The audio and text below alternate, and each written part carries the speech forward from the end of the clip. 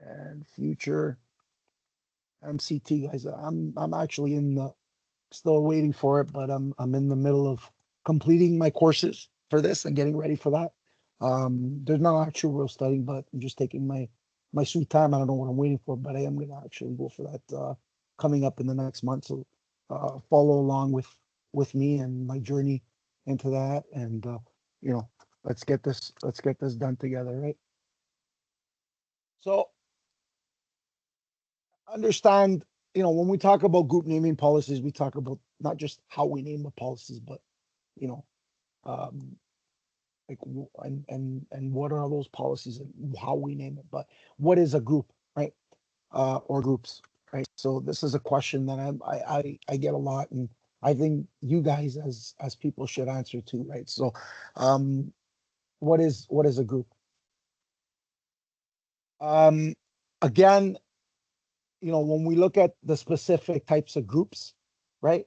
We look at, we look at different comparisons, in terms of how we create it. So with people who do have experience, should automatically know, like, hey, okay, I got my DC here.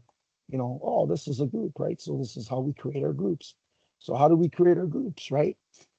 So we would create our groups as this, right? So we go to new, and then we would create our groups. So in our groups, we would create objects for these groups, and we had our group scopes and our group types. So we had our domain local, we had our group scope global, and our group scope um, universal. So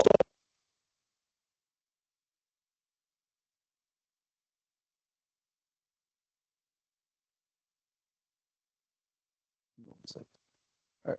So when we talk about what each group has as a scope, right? Groups, we talk about each group that has a scope that identifies um, to extend to which group is applied in the domain Forester tree. We can define groups where in the network we can grant groups these permissions, right? So within these three groups, right? These are the three groups that where Active Directory defines it, right? So what are these, right? And again, when we look at this, guys, give me 1 second. Right?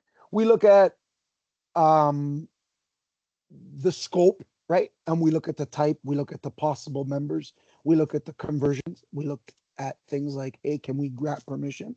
And what other possible members? What are the things they can possibly do, right? So in a universal group scope, right? So we add the universal group scope. Actually, let's start with the domain group scope. So I want to make sure that you guys are understanding what domain local means and what global means and what universal means, right? So when we look at a domain local group scope, we look at the accounts from any domain or any trusted domain, right? Those are global groups.